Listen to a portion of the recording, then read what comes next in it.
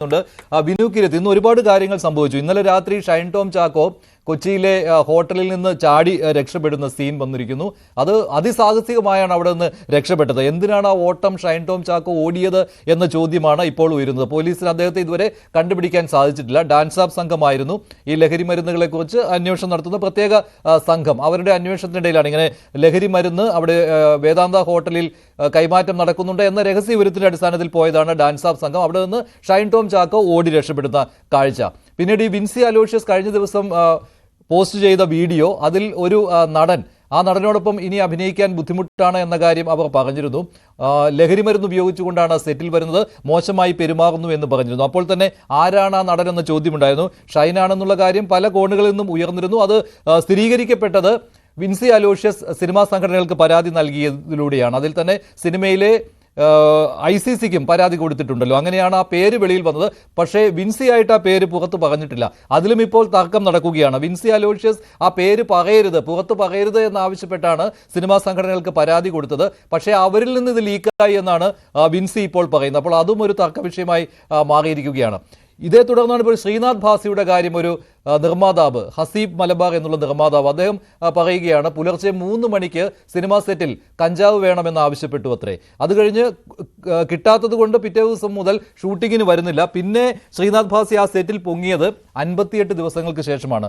അദ്ദേഹം പറയുകയാണ്, ആരോട് പരാതി പറയാനാണ് ഇതൊക്കെ, ഞാൻ പണം മുടക്കിപ്പോയി സിനിമയിൽ, പരാതി വല്ലതും വന്നു കഴിഞ്ഞാൽ ഡബ്ബിങ്ങിന് പോലും ഈ ആർട്ടിസ്റ്റ് വരില്ല, പിന്നെ ഞാൻ എന്ത് ചെയ്യാനാണ്. അത് അവസാനം ഡബ്ബിങ് തീരണ വരെ സഹിച്ചു എന്നാണ് അദ്ദേഹം സങ്കടത്തോടു കൂടി പറഞ്ഞത്.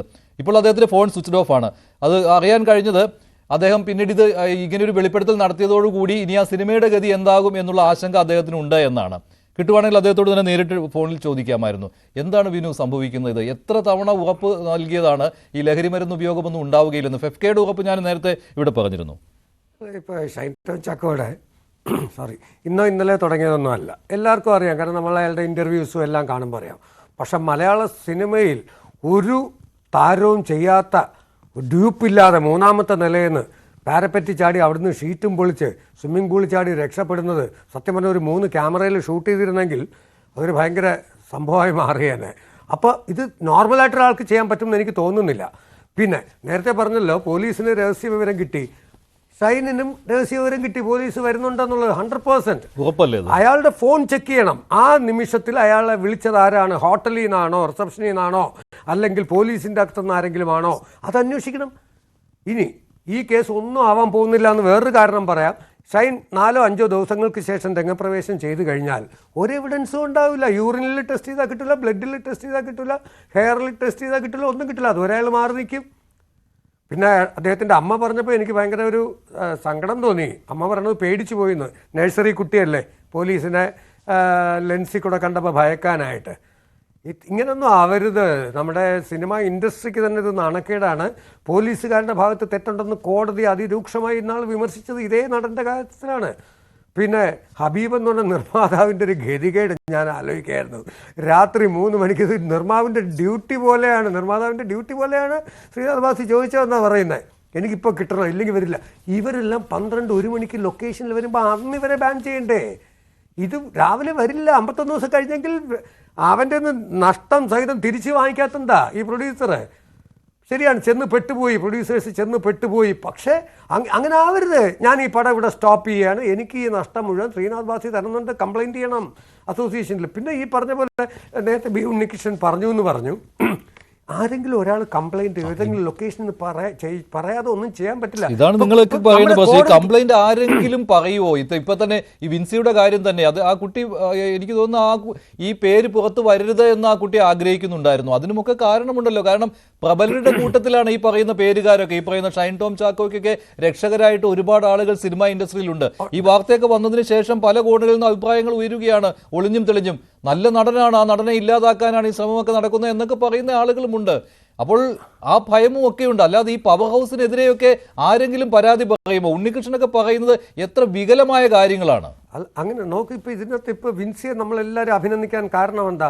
സധൈര്യം പറഞ്ഞു. ആ കുട്ടിക്ക് അവസരങ്ങൾ നഷ്ടപ്പെടുമോ എന്നൊന്നും ചിന്തിക്കാതെയാണ് പറഞ്ഞെങ്കിൽ പോലും എന്തോ എനിക്ക് എൻ്റെ മനസ്സ് പറയുന്നത് ആ കുട്ടിയോടൊപ്പം ഇൻഡസ്ട്രി മുഴുവൻ ഈ ഒരു കേസിലെങ്കിലും നിൽക്കും. ഇല്ലെങ്കിൽ നേരത്തെ രഞ്ജിനി പറഞ്ഞ പോലെ ഹേമ കമ്മിറ്റി എന്തായി? അവസാനം ഈ പരാതി കൊടുക്കുന്ന സ്ത്രീകൾ തന്നെ ഇതിൽ നിന്ന് പിന്മാറുന്ന ഒരു അവസ്ഥയിലേക്ക് ഇല്ല, വരുമ്പോഴാണ് അങ്ങനെ നിൽക്കുമെന്ന് എനിക്ക് തോന്നുന്നില്ല കേട്ടോ. കാരണം സിനിമയിൽ ഒറ്റയാൾ ഫൈറ്റുകൾ നടത്തിയിട്ടുള്ളവർക്കൊക്കെ തുടക്കത്തിൽ വലിയ പിന്തുണയായിരുന്നു. പിന്നീടൊക്കെ ആ പിന്തുണയൊക്കെ പോയി. അല്ല, എല്ലാ കാലവും അങ്ങനെയൊക്കെ ആണെങ്കിൽ സംഘടനയ്ക്ക് നിലനിൽപ്പുണ്ടാവില്ലല്ലോ. സംഘടനയുടെ തലപ്പത്തിരിക്കുന്നവർക്കൊരു ഇമേജ് ഇല്ലേ? എല്ലാ സംഘടനയിലും തലപ്പത്തിരിക്കുന്നവർക്കൊരു ഇമേജ് വേണമെന്നുണ്ടെങ്കിൽ അവർ തീർച്ചയായിട്ടും ഈ ഒരു കാര്യത്തിലെങ്കിലും ഇനിഷ്യേറ്റീവ് എടുക്കുക. ഇത്തരക്കാരെ സിനിമയിൽ നിന്ന് അകറ്റിയാലും സിനിമയ്ക്ക് ഒന്നും സംഭവിക്കാൻ പോകുന്നില്ല. ഇത് സിനിമയ്ക്ക് ദോഷം ചെയ്തുകൊണ്ടിരിക്കുകയാണ് ഇവരൊക്കെ. ഇതൊക്കെ നമ്മൾ കേൾവി ഇല്ലാത്തതല്ലേ? രഞ്ജിനിയൊക്കെ പറഞ്ഞാൽ പണ്ടുണ്ടെന്ന് പറഞ്ഞു, ശരിയായിരിക്കാം. പക്ഷെ നോക്കൂ, മദ്യപാനവും പുകവലിയും പോലെ അല്ല ഇത്. ഇവർ ഉപയോഗിച്ചിട്ടുണ്ടോ ഇല്ലയോ എന്ന് നമുക്ക് പെട്ടെന്ന് അറിയാനും പറ്റില്ല. ഇതിന് സ്മെല്ലോ ഒന്നും പ്രത്യേകിച്ച് കാര്യങ്ങളോ ഒന്നുമില്ല. ഇവർ പെട്ടെന്ന് വയലൻ്റ് ആവുന്നു. ഇവരുടെ എക്സ്പ്രഷൻ സ്റ്റൈൽ വേറെ. പറഞ്ഞിട്ടില്ലേ, കണ്ണ് ബൾജ് ചെയ്തിട്ട് ഷൂട്ടിംഗ് മാറ്റി വെച്ചു എന്നാണ് പറയുന്നത് ഷൈൻ്റെ ഇത് കഴിച്ചിട്ട്. അപ്പോൾ ആലോചിച്ച് നോക്കണം. അപ്പം ഇത് ഇങ്ങനെ സഹിച്ചെന്തിനാണ് ഇവരെ ഇൻഡസ്ട്രിയിൽ നിർമ്മാതാക്കൾ വീണ്ടും വീണ്ടും ഇവരുടെ പുറകെ പോകുന്നത്? പൈസയും കൊടുത്ത് കടിക്കുന്ന പട്ടിയെ മേടിക്കണോ? നിർമ്മാതാക്കളോടാണ് ഞാൻ ചോദിക്കുന്നത്.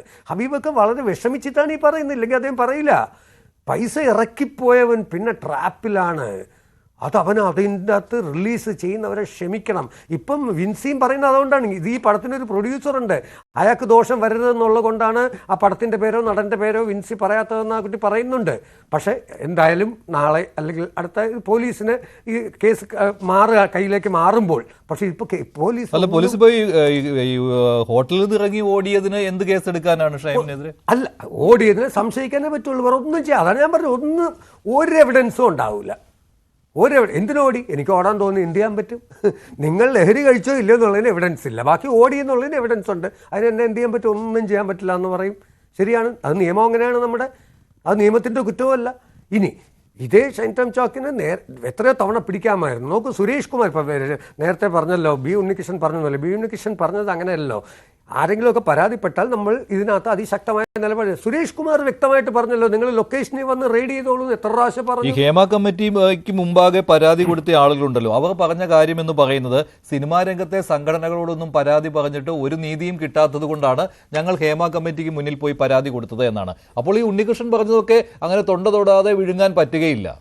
അങ്ങനെയുള്ളവർക്ക് അംഗത്വം രാജിവെക്കണം ആ സംഘടന എന്നൊക്കെ. ഈ സംഘടന വേണ്ടാന്ന് എല്ലാവരും കൂടെ പറ. അങ്ങനെയാണെങ്കിൽ അങ്ങനെ അംഗത്വം ഇല്ലാതെ ഈ സിനിമയിൽ പ്രവർത്തിക്കാൻ പറ്റില്ല. ശ്രീ ഇവരാണ് ഇവിടുത്തെ സർവാധികാരിക്കാർ. ഇവരാണ്. ഇവർ വിചാരിച്ചാലേ ഇവിടെ സിനിമ ചെയ്യാൻ പറ്റുകയുള്ളൂ.